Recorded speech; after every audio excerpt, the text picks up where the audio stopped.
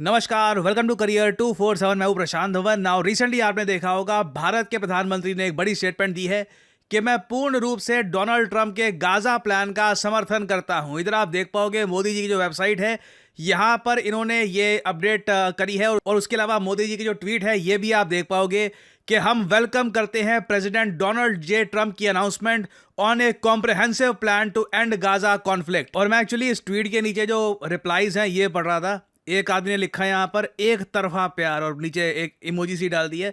Again देखिए, लोग question उठाएंगे कि सिंस ट्रंप एक के बाद एक इंडिया पे टैरिफ लगा रहे हैं, why is India supporting Donald Trump's announcement. और ये गाजा कॉन्फ्लिक्ट को लेकर ट्रंप का प्लान आखिर है क्या। वह पहली बात तो आपको ये समझना होगा, ना सिर्फ पीएम मोदी, दुनिया के ऑलमोस्ट सभी मेजर लीडर्स, सब लोग आज के समय कह रहे हैं कि हम वेलकम करते हैं डोनाल्ड ट्रंप की कमिटमेंट को, ताकि गाजा और इजराइल के बीच में कॉन्फ्लिक्ट जो है ये खत्म हो सके। बेसिकली ट्रंप ने एक 20 पॉइंट प्लान रिलीज किया है जिसमें गाजा और इजराइल के बीच में जो हॉस्टिलिटीज है खत्म हो जाएगी। और अगर ऐसा हो जाता है तब ट्रंप ऑब्वियसली कहेंगे अब तो मैं नोबेल पीस प्राइज डिमांड करता हूं।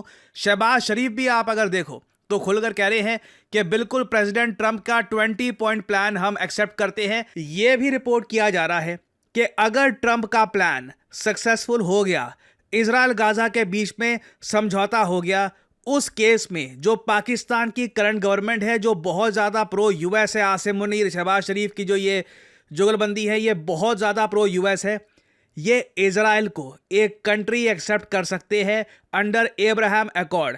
अगर ये जो 20 पॉइंट प्लान है फेल कर जाता है, जिसके चांसेस बिल्कुल हैं, उस केस में पाकिस्तान इजराइल को एक्सेप्ट नहीं करेगा एज ए कंट्री। फिर पाकिस्तान के लिए काफी प्रॉब्लम हो जाएगी। अब यहाँ पे आपका सवाल आएगा, वेट, ट्रंप का प्लान है क्या इजराइल गाजा सिचुएशन को सॉल्व करने के लिए। रिसेंटली नेतन्याहू जब व्हाइट हाउस में गए तो ट्रंप ने क्या ऐसा प्रपोजल इनके सामने रखा कि अब सारी दुनिया कह रही है कि अगर ये प्लान सक्सेसफुल हो गया तो everything will be fine. Now ये सारा इशू मैं आपको समझाता हूँ बहुत ही ज़्यादा सरल भाषा में। इधर आप देख पाओगे ये आपके सामने वर्ल्ड मैप है, ये हमारा प्यारा भारत, और इंडिया से वेस्ट की तरफ आप जाओ तो यहाँ पे आपको मिलेगा इजराइल। और ये जो आप देख रहे हो लैंड की स्ट्रिप, ये यहाँ पे है गाजा पट्टी। जो भी आज के समय आप सुनते हैं कि गाजा पे अत्याचार हो रहा है, गाजा, ये आपके सामने ये है गाजा पट्टी। नाउ इजराइल ने देखिए गाजा का नक्शा पिछले कुछ सालों में कंप्लीटली बदल दिया है। आप ऊपर से देखोगे, आप लिटरली गूगल मैप्स पे भी ना अच्छे से ऑब्जर्व कर पाओगे कि कितनी ज़्यादा डिस्ट्रक्शन हो चुकी है यहाँ पर, कितना सारा इंफ्रास्ट्रक्चर गाजा का डिस्ट्रॉय हो चुका है। रीज़न बहुत ही सिंपल है, इजराइल कह रहा है कि आज भी हमास जो गाजा में एक मिलिटेंट संगठन है, इजराइल कहता है एक आतंकवादी संगठन है, इन लोगों ने इजराइल के हॉस्टेजेस अभी भी पकड़ रखे हैं। इजराइल की मिलिट्री आज के समय गाजा के काफ़ी डीप जा चुकी है और इनकी डिमांड यही है कि हमास जैसे ही हॉस्टेजेस रिलीज करेगा, ये धीरे धीरे हो सकता है कि गाजा से पुल बैक करे। अगर हमास ऐसा नहीं करता, उस केस में इजराइल पूरे गाजा को कब्जा सकता है। अब इस प्रॉब्लम का समाधान ट्रंप ने क्या निकाला? ट्रंप ने सिंपली यहाँ पर यह कहा है, ये इजराइल का यहाँ पे मैप है ना, अभी के लिए जो ये आप देख रहे हो ब्लू लाइन, ये एक्चुअली है अभी के लिए आईडीएफ की लाइन ऑफ कंट्रोल। इस लाइन के पास इजराइल की जो फोर्सेस हैं ये रुकी हुई है। जी हाँ, गाजा के इतने डीप ये जा चुके हैं। ये अगर मान लीजिए बातचीत फेल कर जाती है, पता लग जाता है कि हमास इजराइल के हॉस्टेजेस नहीं लौटाने वाला, फिर इजराइल ये जो अंदर का एरिया है इस पर अटैक करना शुरू कर देगा। तो यहाँ पर ब्लू लाइन पर इजराइल की फोर्सेज रुकी हैं। अगर मान लीजिए हमास इजराइल के हॉस्टेजेस लौटा देता है तो फिर इजराइल की फोर्सेस पीछे हो जाएंगी येलो लाइन की तरफ। उसके बाद थोड़े बाकी जो हॉस्टेजेस हैं वो लौटा देता है तो ये फिर रेड लाइन पर पहुंच जाएंगे। और फिर धीरे धीरे इवेंचुअली जैसे जैसे लगता है कि हमास अब वापस अटैक नहीं करेगा इजराइल को, इजराइल की फोर्सेस ऑल टुगेदर गाजा से पुल आउट कर लेगी। और फिर हम क्या करेंगे कि गाजा की जो धरती है ना, यहाँ पर ये वाला जो लैंड है, ये डिक्लेयर कर दिया जाएगा सिक्योरिटी बफर जोन। ना ये एरिया होगा इजराइल का ना गाजा का, यहाँ पे कोई होगा ही नहीं, कोई ह्यूमन बीइंग यहाँ पे होगा ही नहीं। हमेशा इजराइल यहाँ पे नज़र रखेगा, कोई भी ह्यूमन बीइंग दिख गया सीधा उसको अटैक कर दिया जाएगा। This will be the security buffer zone between Israel and Gaza. आप नोट करिएगा, इजराइल अपनी धरती का 1 इंच भी नहीं दे रहा यहाँ पर सिक्योरिटी बफर जोन क्रिएट करने के लिए। सारा जो लैंड है ये गाजा का लिया जा रहा है। तो हर तरफ से आप अगर देखो, वैसे ये डील गाजा के लिए ज़्यादा खराब है। और नेतन्याहू ने डोनाल्ड ट्रंप के साथ खड़े होकर यह भी बोल दिया कि अभी के लिए ये प्लान वगैरह तो बना दिया, मगर हमास ने अगर ये डिक्लेयर कर दिया कि इस प्लान को ये एक्सेप्ट नहीं करते, और दूसरी बात, प्लान को एक्सेप्ट करने के बाद हमारे साथ अगर धोखा किया गया, हमको फिर से अटैक किया गया, उस केस में प्रेसिडेंट ट्रंप, मैं आपको ये बता दूं, फिर इजराइल ये सारी कहानी खुद ही खत्म करेगा ना। जो ये 30 सेकंड की क्लिप है, ये सुनिएगा। But if Hamas rejects your plan, Mr. President, or if they supposedly accept it and then basically do everything to counter it, then Israel will finish the job by itself. This can be done the easy way, or it can be done the hard way. But it will be done. But it will be done. और यहीं पे पाकिस्तान फंस सकता है।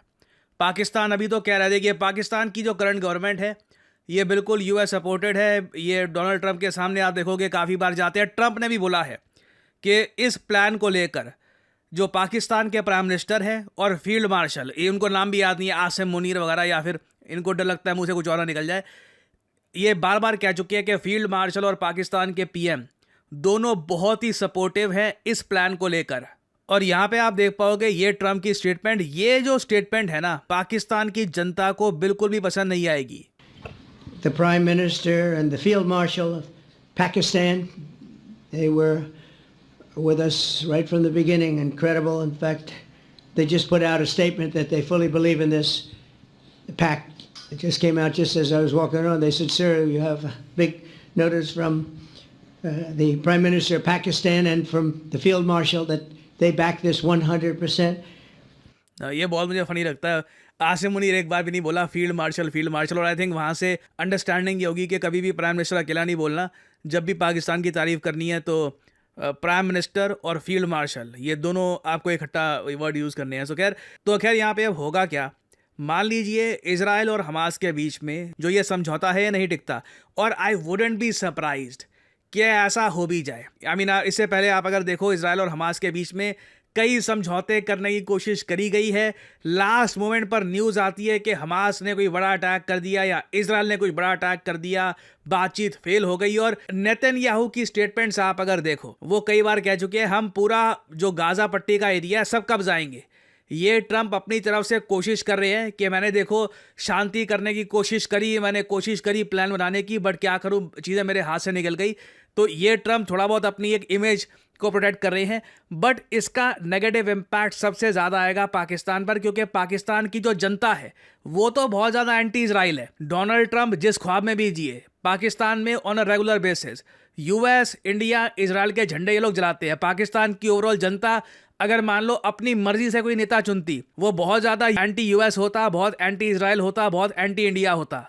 तो अभी के लिए शहबाज शरीफ और quote and quote field marshal के सामने खतरा ये है कि अगर मान लो कि बातचीत इजराइल हमास के बीच में टूट जाती है और इजराइल कहता है पूरा गाजा हमारा, उस केस में पाकिस्तान की जनता क्वेश्चन करना स्टार्ट कर देगी इनकी करंट एस्टैब्लिशमेंट को कि आप लोगों ने गाजा को क्या सेल आउट कर दिया क्या। और उसके बाद अगर मान लो ट्रंप के प्रेशर के अंडर पाकिस्तान इजराइल को एज ए कंट्री एक्सेप्ट करने की बात करता है, फिर आप देखोगे पाकिस्तान में रोड शोज होंगे, कई लोग सड़कों पे आ जाएंगे, प्रोटेस्ट होंगे। ये अलग बात है कि मे बी इनकी आर्मी, इनकी मिलिट्री एस्टैब्लिशमेंट उन प्रोटेस्ट को भी काफ़ी हद तक क्रश कर दे। बट इधर वे पाकिस्तान के लिए आने वाले कुछ महीने बहुत रिस्की होने वाले हैं। मैंने आपको बताया था इजराइल, पाकिस्तान, ये दोनों देश बहुत ही ज़्यादा न्यूज़ में रहेंगे, और आने वाले कुछ महीनों में पता लग जाएगा कि क्या पाकिस्तान एक एंटी इजराइल कंट्री बनने वाला है या फिर इजराइल ने थ्रू डिप्लोमेसी पाकिस्तान को भी कंट्रोल में कर दिया है। It will be very interesting to see. कुछ अपडेट्स होती है तो मैं आपके लिए अपडेटेड वीडियोस लाता रहूँगा। देखिए, लोग काफ़ी बार कहते हैं कि जॉब्स की कमी हो रही है, बट इन रियलिटी जॉब्स बढ़ती जा रही हैं, बस लोग सही जगह सर्च नहीं कर रहे।